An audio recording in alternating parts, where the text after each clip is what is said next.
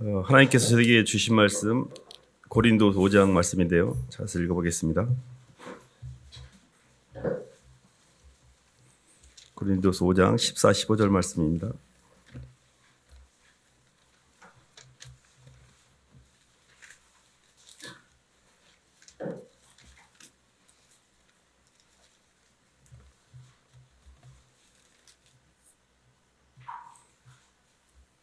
신약 291쪽입니다.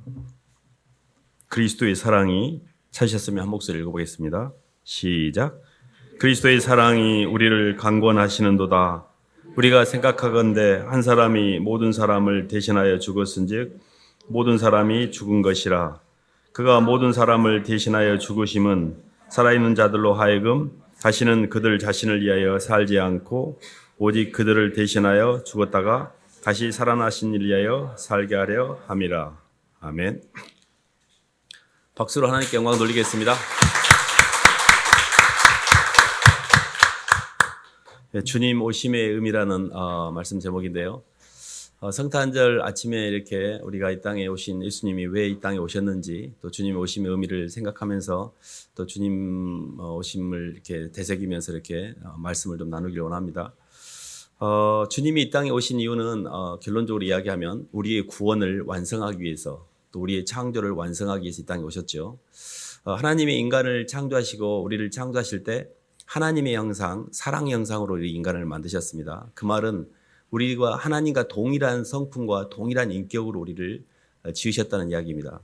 그래서 이렇듯이 하나님께서 우리를 하나님의 사랑의 형상으로 완성해가는 여정 가운데 두 개의 생명을 계획하셨거든요.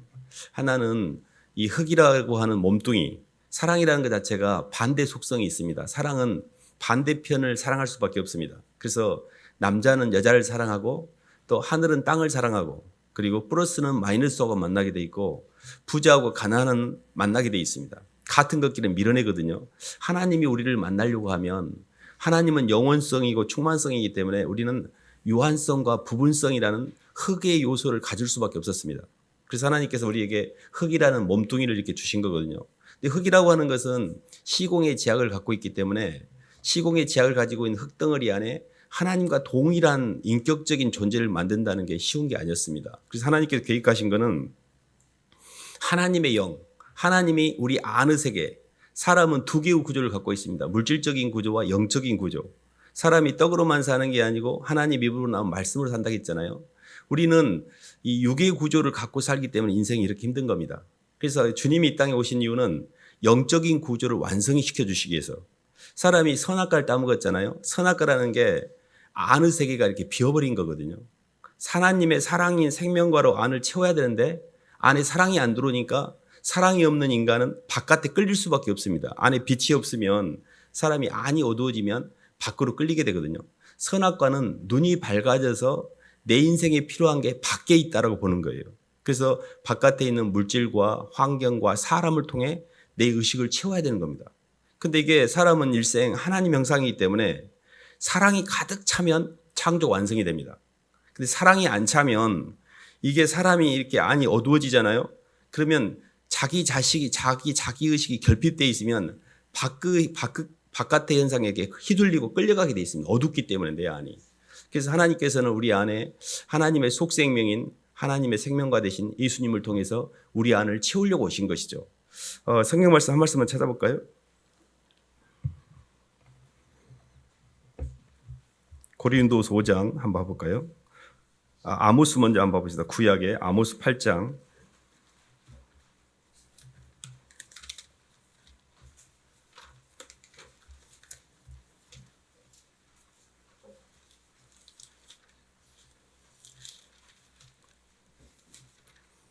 신약 구약 1280쪽입니다. 1283쪽. 구약 1283쪽에 주 여호와 8장 11절 말씀 보겠습니다. 아모스 8장 11절.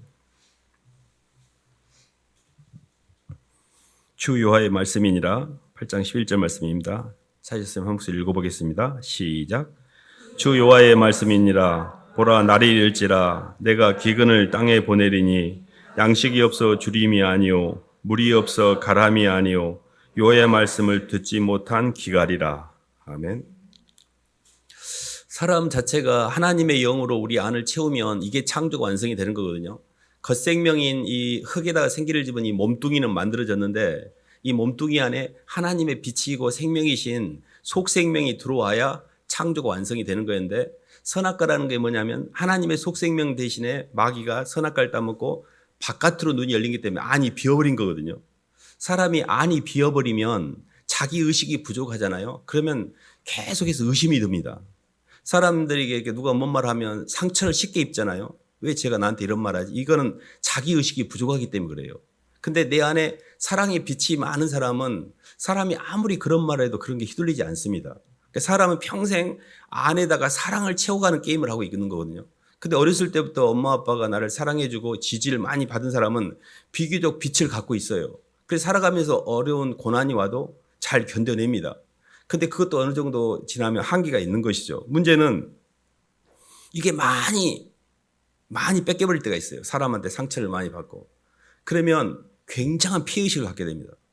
그래서 인간의 자기의식의 그 위기는 뭐냐면 안에 빛이 없는 거예요. 그래서 항상 성경은 너희 속에 있는 빛이 어둡지 아니한가 보라.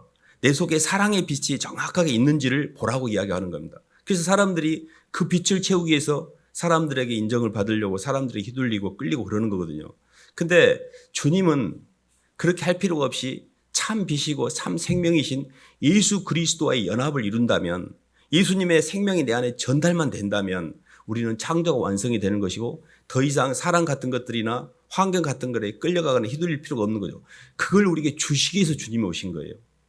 문제는 저도 이렇게 교회를 다니고 예수님을 믿는다는 개념을 알고 저는 이렇게 지적으로 이해를 하면 그게 안다고 생각을 했어요. 근데 제 삶에는 전혀 그 빛의 누림은 없었어요. 예수님을 믿어도 좋다는 걸 알겠는데 왜 나는 예수님 때문에 눈물도 안 나고 회개도 안 일어나고 삶도 안 변하고 이렇게 자아가 짱짱할까? 이런 지점에 대해서 굉장히 고민이 많았습니다. 근데 제가 조금씩 이게 성장이라는 과정이 꼭 필요하다는 걸 나중에 알게 됐어요. 근데 이제 성장 과정을 조금 말씀드리면 이런 겁니다. 처음은 말씀을 듣는 단계가 있습니다. 말씀을 딱 듣잖아요. 말씀이라는 게 하나님 말씀을 자꾸 들으면 이 말씀이 우리의 의식의 변화를 가져오게 되고 우리의 존재가 재배치 돼요. 그러니까 그렇게 막 그 전도하다 보면 나 절대 예수 안 믿는다고 막 대든 사람도 대드는 그 과정이 변하고 있어요. 그래서 계속 듣다 보면 어느 순간에 교회에 나와 있습니다. 그 사람도 자기가 안 믿는다고 생각하지만 그 말을 반대하면서 들으면서 받아들이고 있는 거거든요. 그래서 그 말씀을 이렇게 자꾸 이제 들은 것이 굉장히 중요합니다. 하나님 말씀으로. 성경 말씀을 로마서 이런 말씀이 있습니다. 믿음은 들음에서 나고 들음은 그리스도의 말씀으로 말미암았다. 문제는 말씀을 자꾸 듣는다고 해서 삶이 변화되는 건 아니에요.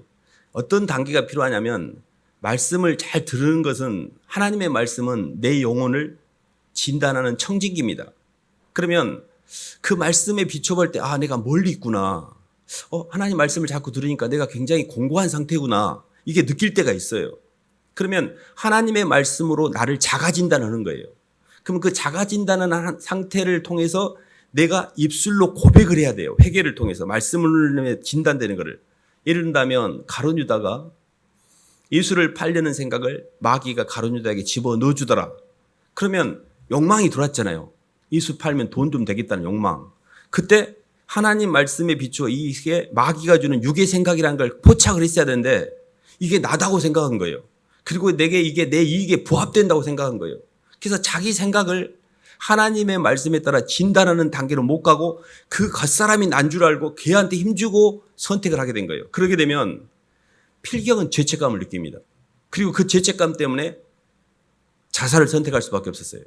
그러니까 자기 자신 스스로를 죽여야만 용서가 되니까.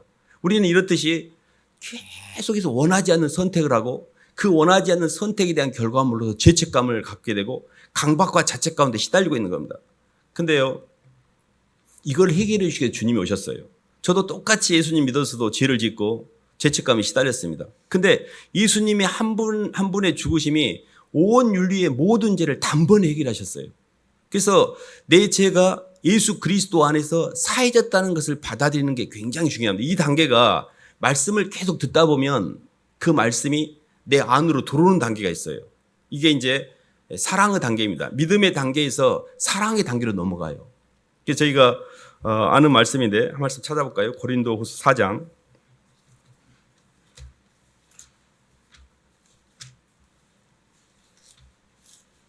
16절로 18절 한번 읽어보겠습니다.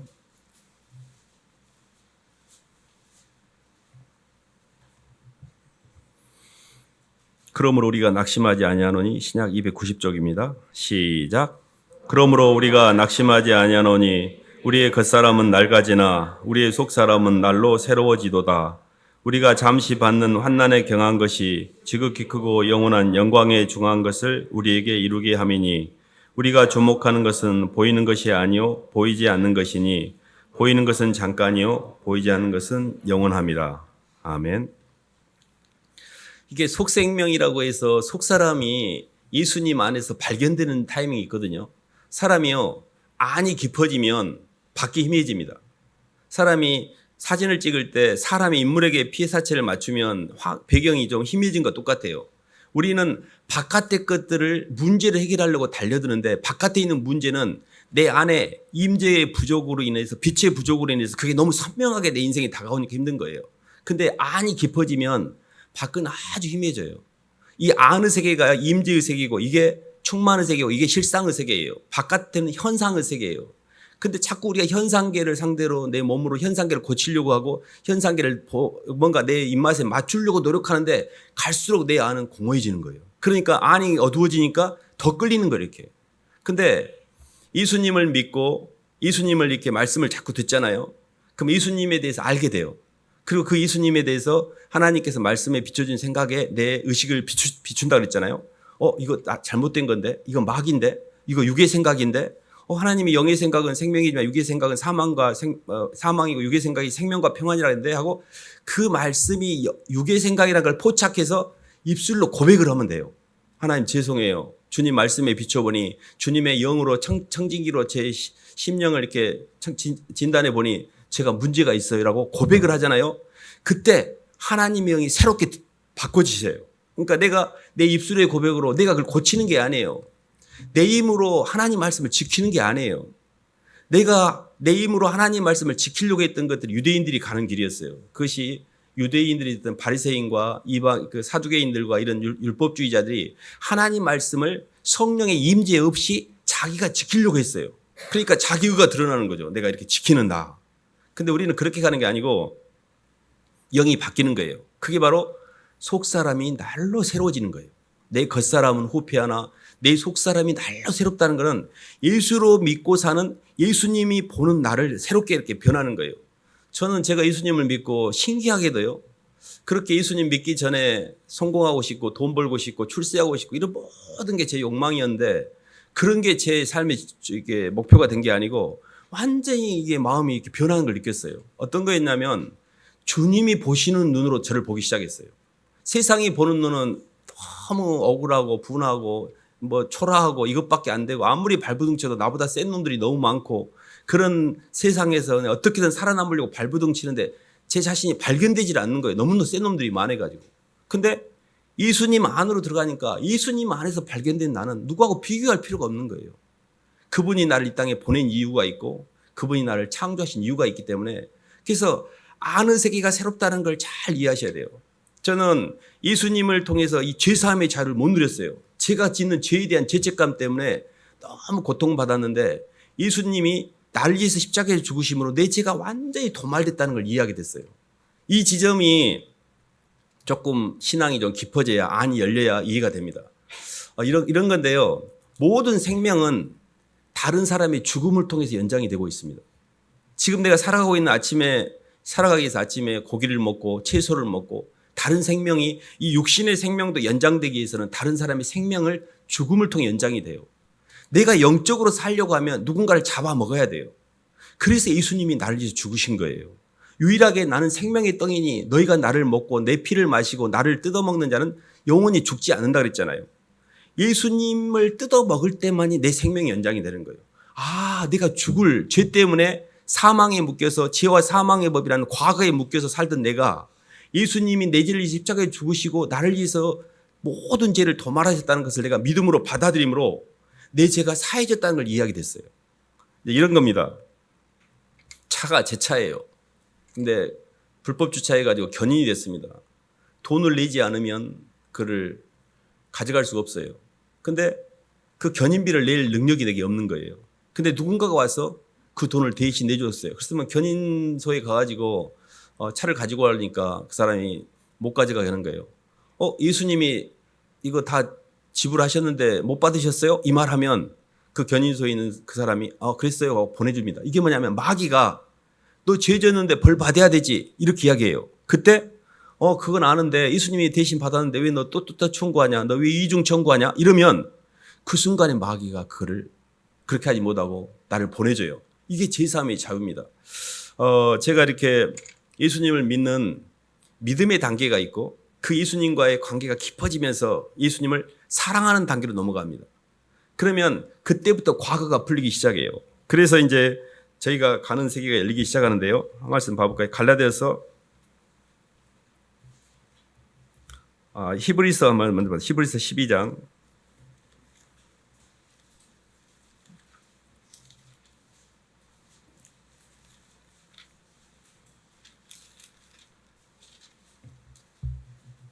12장 2절 한번 봐보겠습니다.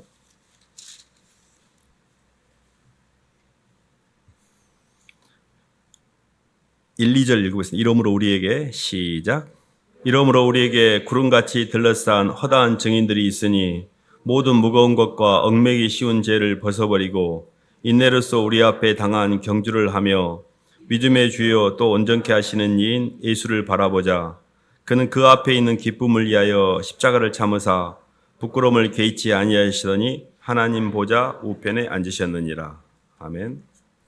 히브리서 11장 16절도 한번 읽어보겠습니다. 조금 앞쪽에 있는데요. 16절 말씀입니다. 그들이 이제는 시작. 그들이 이제는 더 나은 본향을 사모하니 곧 하늘에 있는 것이라. 이러므로 하나님이 그들의 하나님이라 일컬음을 받으심을 부끄러워하지 아니하시고 그들을 위하여 한 성을 예비하셨느니라. 아멘. 사람은 미래적인 존재입니다. 미래적인 존재라는 게 사람의 미래에 사람의 인생에 뿌리는 미래에 있거든요. 짐승이나 어떤 존재는 자살을 하지 않습니다. 사람만 유일하게 자살을 하는데 자살을 하는 이유는 미래가 없으면 자살하게 됩니다. 사람은요 살아가면서 아무리 현재의 환경이 좋고 내 환경이 편안해도 미래가 없으면 절망하게 돼 있습니다. 그래서 우리가 이렇게 살아가면서 어느 순간에 내 미래가 닫히는 것이 느껴져요. 이렇게 사는 게 무슨 의미가 있지? 이렇게 살려고 내가 이 땅에 왔나? 어느 순간에 미래가 닫히면서 인간이 갖고 있는 가장 치명적인 죽음에 이르는 것이 절망입니다. 희망이 없게 돼요.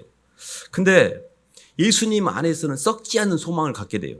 그 썩지 않는 소망이 뭐냐면 하늘나라를 준비하기 시작해요. 저도 이 땅에 살면서 보이는 노후 문제까지 해결하는 이 땅의 시간 속에서는 그래서 너 나중에 잘 살아서 뭐 어쨌다는 거야? 이런 제 인생의 시간표가 과거에 태어나서 어른들이 이렇게 출세하고 행복하고 성공해야 돼. 이 기억 속에서 미래의 사람들에게 더 잘나고 똑똑하고 미래 이런 어떤 세상적인 성공만을 제 머릿속에 있었습니다. 근데 예수님을 만나고 나서 예수님이 이 땅에 오심의 의미를 제가 말씀드리고 있는데 우리 구원이 완성되는 여정을 말씀드리고 있는데 그게 말씀을 통해서 의식의 변화가 갖고 되고요. 그리고 하나님의 사랑을 받아들이면서 내 안에 상의 변화를 겪게 돼요. 그리고 나서 내 몸뚱이가 하나님을 위해서 움직이는 타이밍으로 다시 넘어가는데 그 이유가 뭐냐면 하늘나라를 준비하고 있는 거예요. 미래적인 존재로 그렇게 뜬구름 잡는 것 같은 천국에 대한 부활의 소망. 이 땅에 먹고 사는 것도 힘든데 무슨 놈의 천국이 지금 준비할 때가 있냐 이런 생각을 했는데 점점 하늘나라에 대한 소망이 더 깊어져요. 그러니까 사람은 미래적 존재이기 때문에 하늘나라에 대한 소망을 갖기 시작하면요. 죽음을 극복하게 돼요. 인생의 가장 큰 주제는 죽음을 극복하는 겁니다. 이 죽음의 문제를 풀지 않고서는 인생의 의미를 논할 수가 없어요. 근데 그 죽음을 넘어선 그 뒷배경을 우리에게 부여해 주신 분이 이 땅에 오신 주님이세요. 그러니까 주님이 나는 부활이요 생명이니 나를 믿는 자는 죽어도 살겠고 살아서 나를 믿는 자는 영원히 죽지 않냐라고 했는데 사람이 죽어도 하나님의 생명은 떠나지 않습니다. 우리가 죽은 다음에 하나님의 은혜 속에서 영혼을 보내느냐 하나님의 은혜가 없이 영혼을 보내느냐의 차이지, 인간의 영은 하나님 형상이기 때문에 절대 죽지 않아요. 중요한 거는 우리가 성경에서 믿음, 소망, 사랑, 이 세 가지는 항상 있을 것인데 그 중에 제일은 사랑이라고 그러셨잖아요. 근데 처음에는 믿음 단계를 거쳐요. 믿는다는 게 믿음 자체가 주님과의 만남이에요. 주님을 받아들이는 게 믿음이에요. 예수님을 내 마음 가운데 영접하셨다면 너무 잘하신 거예요. 근데 그 예수님이 내 마음에 들어오셨더라도 내 안에 있는 혼의 지정이, 생각과 감정과 의지는 아직 땅에 묶여 있어요. 그래서 내 생각과 감정과 의지가 예수 그리스도의 인격으로 변해가는 과정이 성화의 과정이에요. 그게 우리가 영적으로 성장한다 이렇게 표현하는 겁니다. 근데 그 성장하는 과정에서 필수적인 게 뭐냐면 주님을 사랑함으로 내 겉사람을 처리해야 돼요. 이게 굉장히, 이래서 교회를 다니는 게 어려운 이유예요. 한 사람이 모든 사람을 위하여 죽었으므로 모든 사람이 죽은 것이라. 저가 모든 사람을 위하여 죽으신 이유는 사한 자들로 하여금 다시는 자기 자신을 위하여 살지 않고 자기 자신을 대신하여 죽었다가 다시 사신 자를 위하여 살게 하려 함이라. 예수님을 믿게 되면 중심 대신 나예요. 내 자아가 인생의 중심이었고 내가 내 인생의 우주의 중심이었는데 중심 대신 그리스도로 바뀝니다. 왜 그러냐면 그분이 나를 위해서 죽었다라는 그 십자가의 사랑이 내 영혼을 삼키는 순간, 그리스도의 사랑이 나를 강권하는 순간에 그 사랑 앞에서 우리가 도저히 어떻게 항변을 못해요. 무릎을 꿇을 수밖에 없어요. 예수님의 사랑 앞에. 저는 예수님의 사랑을 받아들이기 전까지는 다 죽었어 그러고 제 마음대로 살았는데 예수님의 사랑을 깨닫고 나서는 그분의 사랑 앞에 이렇게 굴복이 되어지는 걸 제가 느꼈습니다.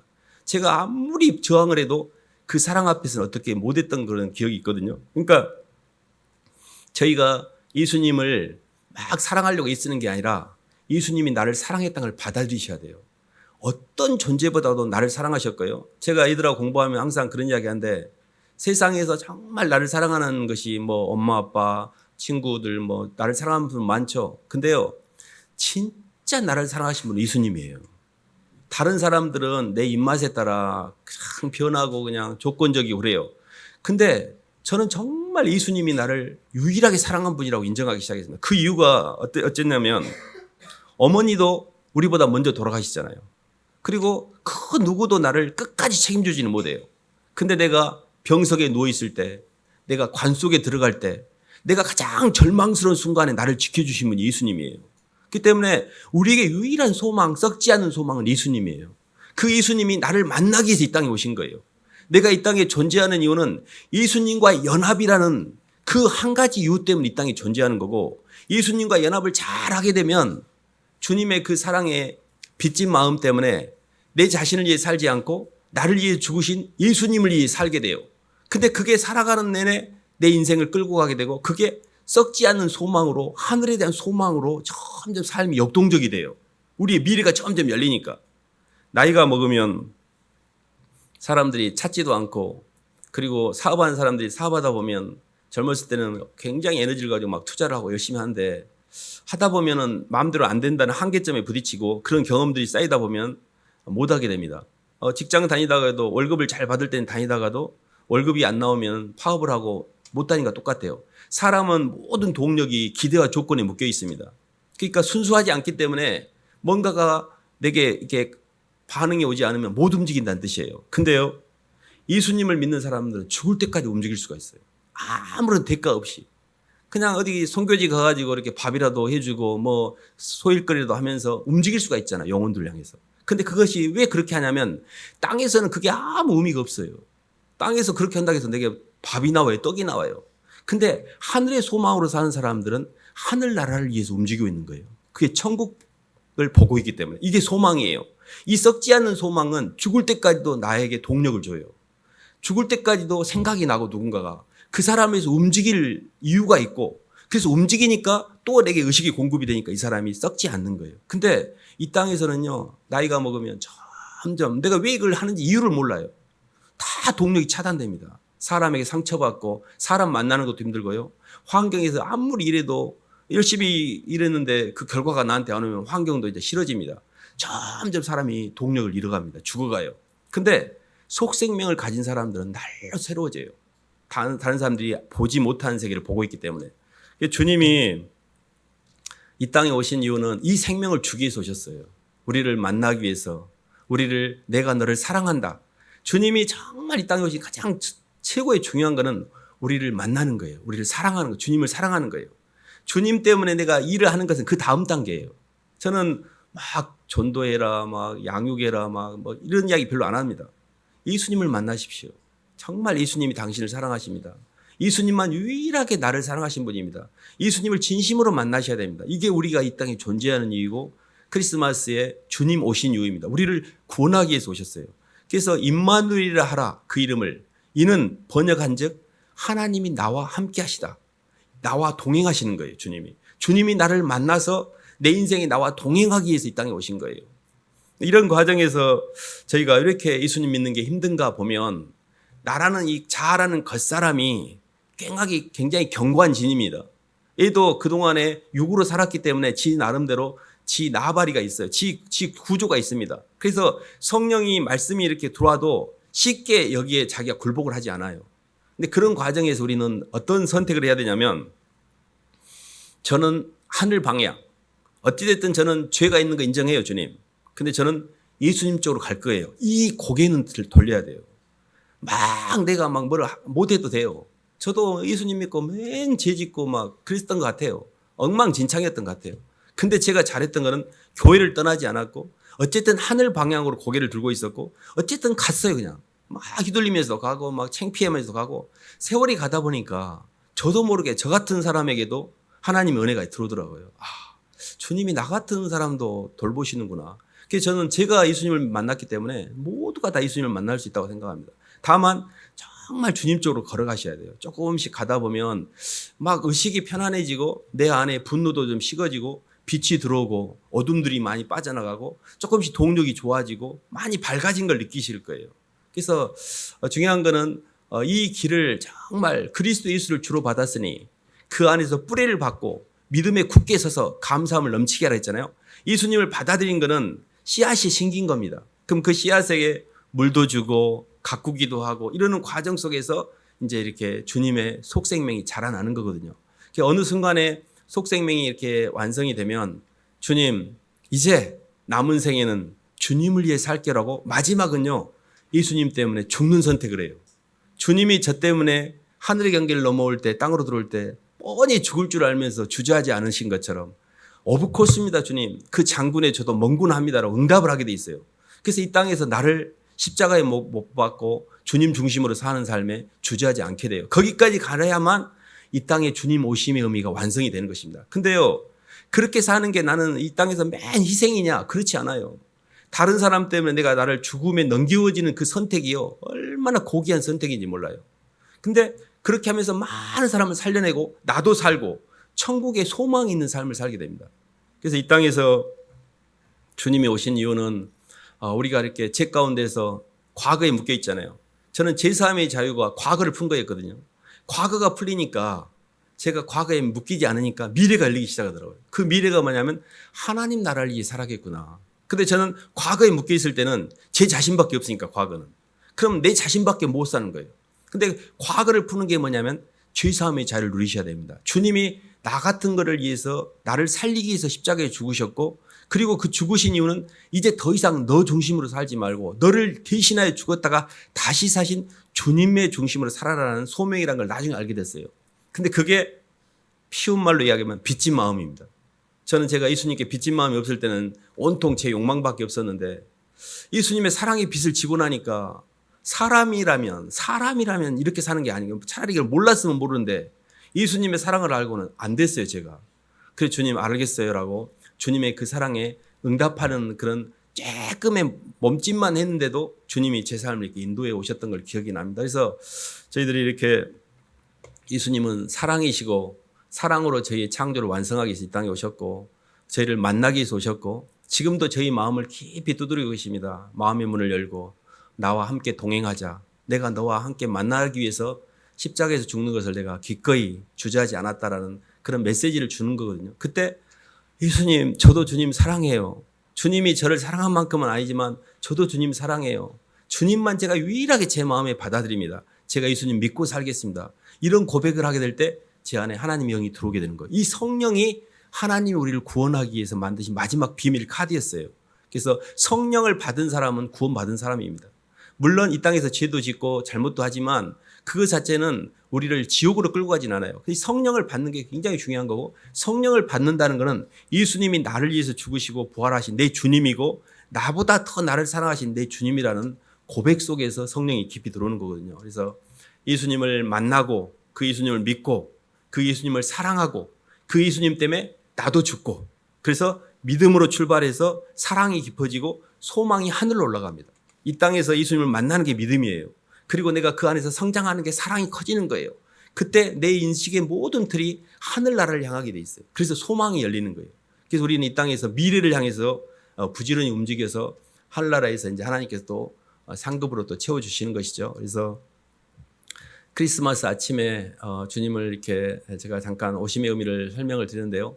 정말 2024년 한 해를 돌아보면 말도 많고 탈도 많은, 항상 그런 생각이 드는 것 같아요. 흔히 하는 말로 다사다난하다는데 올해만큼 또 이렇게 시끄러운 해도 없었던 것 같습니다. 그럼에도 불구하고 주님의 은혜 가운데서 저희들이 이렇게 평안하게 지내는 것은 항상 주님을 믿고 있고 주님의 주권을 인정하기 때문이 아닌가 싶습니다. 그래서 올해도 이렇게 예수님을 만나고 이렇게 많이 변해 가셨지만 또 다가오는 2025년에도 또 주님과 얼마나 또 깊이 성장할지 또 기대도 됩니다. 항상 주님과 동행하시기를 주님 이름으로 축원합니다. 하나님 아버지 감사를 드립니다. 하나님, 저희가 죄 가운데 있을 때 저희를 살리시기 위해서 이 땅에 오셨고 저희의 죄를 위하여 죽으심으로 주님의 은혜를 보여주셨고 그 사랑을 받아들일 때 성령이 내주하셔서 저희 속에도 주님을 만나는 새로운 생명으로 인해서 모든 묶임에서 자유롭게 해방시켜 주셔서 또 새로운 소망을 갖게 해주신 것 감사를 드립니다. 하나님, 주님을 정말 만나게 도와주시고 사랑하게 도와주시고 주님 앞에 굴복하게 도와주셔서 저희들의 삶이 날로 날로 주님의 영광을 위해 사는 삶이 될 수 있도록 인도하여 주시옵소서. 예수님 이름으로 기도드립니다.